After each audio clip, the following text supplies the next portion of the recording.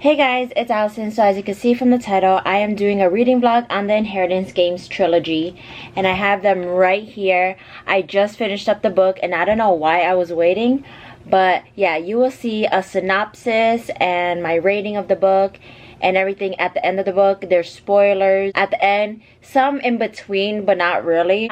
Here it is. The first one is called the Inheritance Games, the second one is the Hawthorne Legacy, and the third one is the Final Gambit. And I wish I had these in softcover, but the only two soft covers was the first two books. The last book was just in hardcover just because the Final Gambit did come out last year.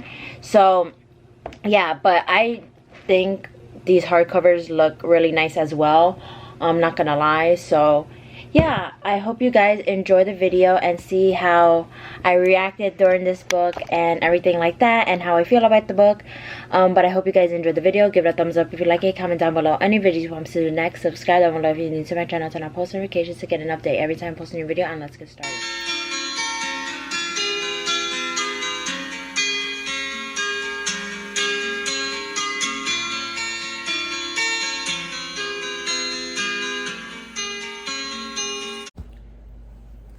So I am on the first book of the Inheritance Games by Jennifer Lynn Barnes, and it's pretty crazy. I am on page 222 right now, chapter 54. There's like 88 chapters, I believe. But if you guys don't know what this book is about, it's basically about a girl named Avery. She inherits billions of dollars by this random guy named Tobias Hawthorne. And basically his whole family, the Hawthorne family, is disinherited from his will, and Avery just got everything, but she's just like this random chick, literally just in high school, and she like inherited all this money. So now she's living in the house where the whole family lives, and she's trying to figure out the clues, the riddles of the house. Tobias played in riddles and games and stuff with his grandsons. He has 4 grandsons: Nash, Jameson, Grayson, and Alexander. So it's just a whole thing. She's just trying to figure out all these clues. The first thing they did was test her DNA, and supposedly she's not related to them at all. I don't know, there's just a lot of riddles into this, and it's pretty good. Can't wait to read the whole trilogy because this is just crazy. I'm almost done with this one. So yeah, let's see how this reading goes. Let me tell you guys, this book is super duper crazy, as in there's so many twists and turns. I'm like, where am I going? I gotta remember all these details, like trying to figure out with them, and it's just super crazy. I think it's been a couple hours. I am on page 334. It has like 370 something pages, so I am almost done with the first book. So let's see what happens. Oh my goodness. I am just reading this and I'm like shooketh to the core. I'm on page 356. I got like 10-15 more pages to go, but this junk is crazy. I'm like, wait. After reading that last chapter, I'm like, oh, confused. I'm like, this is literally my face. Okay, let me read the epilogue and I'll tell you my thoughts. Thoughts are literally blank right now. Like, I'm so in shock with this book. I literally want to keep reading, but I have to do other things right now. But I literally finished it. So I finished it in like 3 days, I believe. That ending, wow, some shocking news came out. I'll tell you guys my thoughts at the end of the video, but wow. I rate this book a good 4.5 or 5. Not sure yet. I'm gonna wait until I read the whole thing. Okay, so we are currently on the second book in the Inheritance Games. This is called the Hawthorne Legacy, and it says a deadly game, a puzzle to solve, a fortune at stake. And I love this color blue. Like, this is so nice. Currently, I am on page 30, and nothing really has happened that has shocked me that much, but I'll let you know an update when something shocking comes about or something important comes.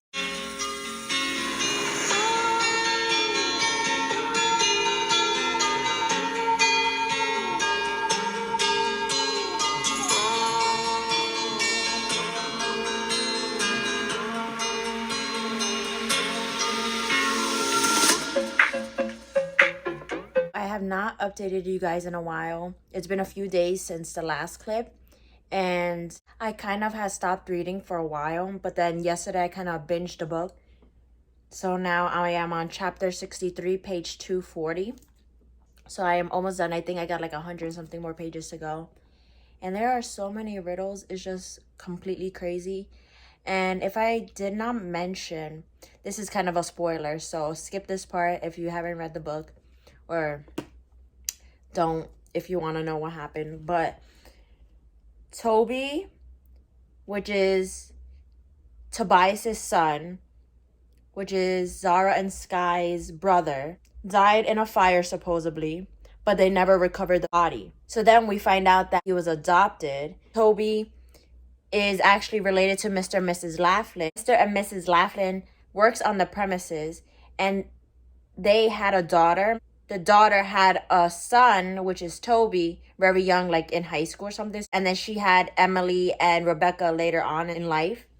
This means that's the reason why maybe Avery did not show up on the DNA results, because Toby is not even related to the Hawthorns. Supposedly, Toby is alive because he might be the homeless guy named Harry that Avery's been playing with in the park for the past like year or so.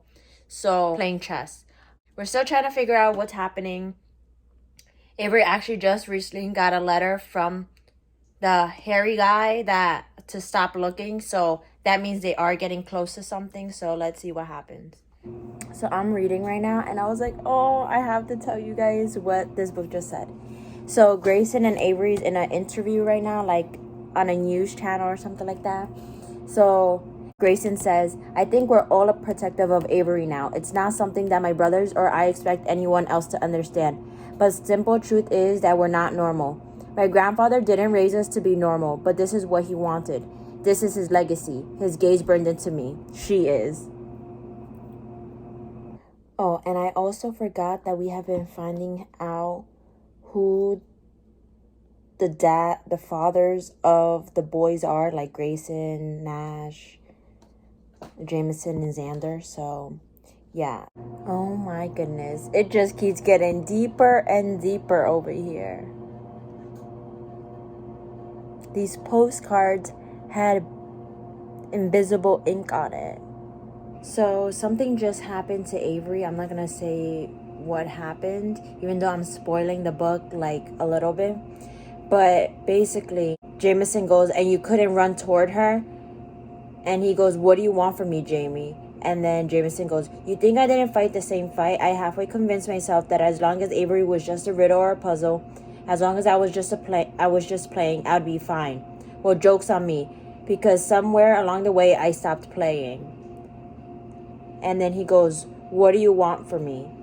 And he goes, look at her, Gray. Look at her, damn it. And then he says something in French. I think it's French.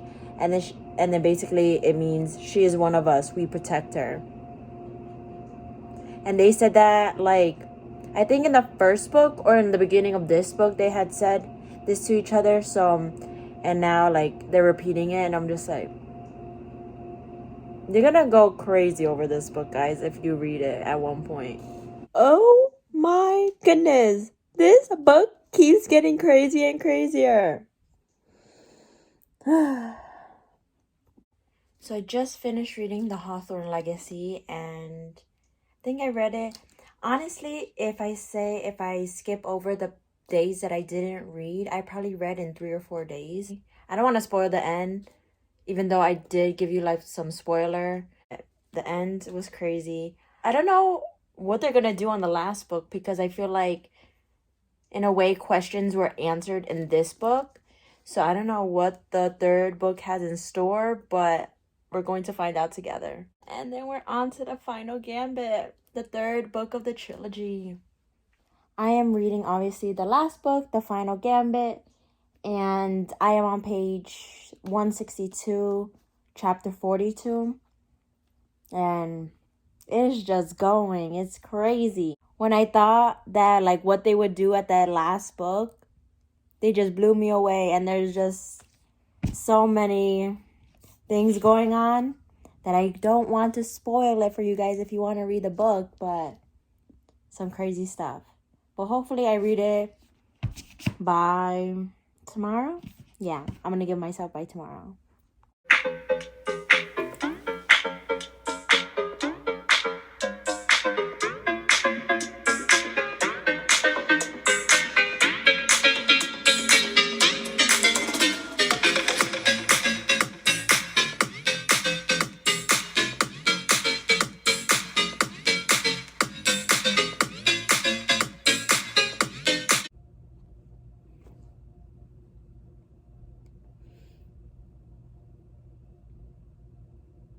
She has decided what she wants to do with the money after the year was up. She just announced what she was gonna do. Any guesses?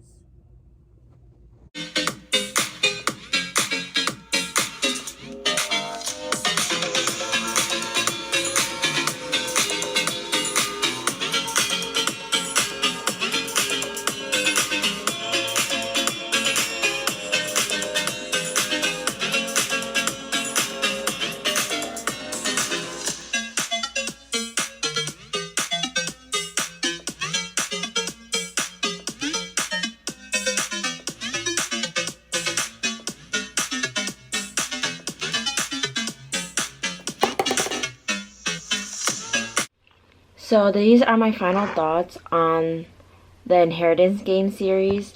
So each individual book, when I was reading them and after I was done reading them, I actually rated them a 4.5 star out of 5, but it was closer to a 5 than a 4.5, if you know what I mean. So overall, through the whole series as a whole is a 5-star read for me. I think this book kept me captivated. I just wanted to keep reading more and more and finish the book, because like it was just getting me antsy and like wanting to know more. And I love how fast paced the book was. I love how the chapters were pretty short, so it felt like you were moving really quickly throughout the book. Overall, I was trying to solve these riddles with them. I love these kinds of books. I want to find more of these. So if you guys have any recommendations of books that are similar to this one, leave them down below, because I really want to know, because this book kept me going. So I even told my mom about this book, and she was very captivated, very wanting to know what was going on in the book. So if she was interested in the book, that means it was a good book. So now I'm gonna tell you my thoughts of like the whole book, of like what I found interesting, what I like captured from the book, and all this stuff. There are gonna be spoilers in this part, so if you don't want to see the spoilers, this is your end here. I'm just kidding, but whatever you guys want to do. But yeah, so starting from the first book, I love how the riddles intertwined with the boys' middle names. So with, you know, Nash, Jameson, Grayson, and Xander's names, like their middle names were connected to like places around the premises of the Hawthorne house. BTW. I heard a lot about the Team Jameson, Team Grayson stuff, and I'm Team Jameson all the way, let me tell you. He was like her ride or die from the beginning, like, no doubt about it. He got what he wanted. He did not step down for whatever reason, and I love that about him. Like, so I love them together. Grayson was cute or whatever, but he had to decide. I know he has some issues, but like, he had to. So he missed a shot about it. But yeah, it was just weird how there was like a triangle, but it was fine. It was cute. I love how they like intertwined that into the book as well. I love how the fact that her name and her birthday was like connected to everything in the house. She figured out that she had met Tobias when she was with her mom one day at a diner when she was like 6 years old. And her mom, I guess, mentioned her name. So like Tobias was like, oh wait, what's your name? And then he made like an anagram with her name. So her name is Avery Kylie Grams. So he made an anagram, and it turned out to be a very risky gamble. So that's what they find out in the book, like that her name meant an anagram and like all this stuff. Her birthday was connected to the house as well, but also connected to this girl, which was weird. This girl, Emily, that Grayson and Jameson had a love triangle with as well. But Emily seemed like to not be a very good person in general, so we're just gonna forget about her. But also we find out that Harry, the homeless guy, they think that he is actually, so Harry the homeless guy, I'm saying Harry the homeless guy, but he was the one that used to play chess with in the park after Avery's mother died. This guy just like appeared out of nowhere. She started playing chess with him. Like he kind of was like her like adult figure in her life kind of. So they kind of realized at the end of this book that he might be Toby, which Toby is the boys, the, you know, all the boys' uncle. Crazy to think that Avery almost got shot in the book because Drake is Libby, her sister's, Avery's sister's ex-boyfriend, came through like the tunnels of the house because Sky, the mother of the boys, brought him in, and then he tried to kill Avery so then Libby can like inherit the money or whatever it is, so then he could take it away from her. Like Drake was a very bad guy. Like if you read this book, you know what I mean. And they try to implicate her sister in it, but then we find out like her sister had nothing to do with it, all this stuff. And I don't know, everything just came together in this first book, and then I'm just like, what are they gonna do in the second book? Because I thought they were gonna like kind of like go back in time and kind of go into like the family like history or whatever, but they actually didn't. We find out actually that Toby, with all the riddles obviously in the house, we find out that Toby is adopted and is related to the Laughlins, which the Laughlins are the people that worked on the premises. And we find out that the Laughlin's daughter had a kid at a very young age, and then I guess to cover up the secret or something, they took Toby, the Hawthorns took Toby and then like took him in as their own and then just like raised him or whatever. And they, throughout the book, they also the boys figure out their fathers, who their fathers are, because each one of them have separate fathers, the same mother, separate fathers. They each one figure out like the tea with their fathers and stuff. And then they also found letters and postcards between Toby and Avery's mother together, and she realized the postcards that she's been holding on to, that she's been wanting to travel the world, those postcards were actually from Toby. Then they had like invisible ink on it. They found like all this stuff with invisible ink on it, which was really cool. I thought that was really cool. I wish like, I mean, they have invisible pens, but like these invisible ink stuff, like there was so much stuff that they uncovered with this invisible ink. It was crazy. So they took another DNA test. They realized that she is actually related to Ricky, her actual, not her actual father, but like the guy that raised her, blah, blah, blah. And she actually really wished she was actually related to Toby. But then we find out that Toby actually does have a daughter. I don't know. There was like so much. Grayson's father dies at the end because he tried to kidnap Avery. Toby came out of hiding to go save Avery. We find out that Avery's not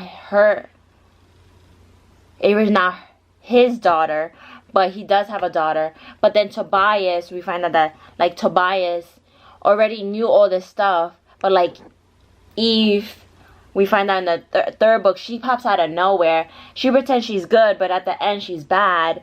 And like, guys, there's so much with this book that I can't even deal. Like, you have to read this. I was just rambling. I don't know if I got like my point through or whatever, but 5-star read for me. I hope you guys enjoyed the video, and I'll see you guys in my next one. Bye guys.